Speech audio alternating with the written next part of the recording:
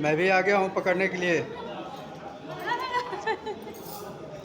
बिल्लू भैया उन्हें पकड़े, हम इन्हें पकड़ा तो नहीं।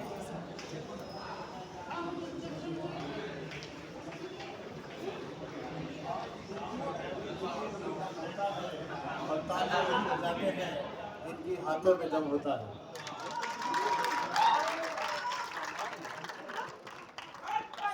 सर ग्रीन सिनेमा अवार्ड की तरफ से एक बात कहना चाहूंगा आप सबके लिए कि लाख शबनम गिरे पत्तियां नम नहीं होगी, लाख जुदाई हो जिंदगी में हमारी और आपकी मोहब्बत कभी कम नहीं होगी। आप सभी लोग आए, आप सभी का तहे दिल से हार्दिक स्वागत। 7 वर्ष पूर्ण करने हम जा रहे हैं, हमारा ये 7वां वर्ष। क्या बात है, क्या बात है। Hello, hi, how. अरे जहाँ जी नमस्कार। Best anchor and best comedian Bhojpuri film industry and stage show.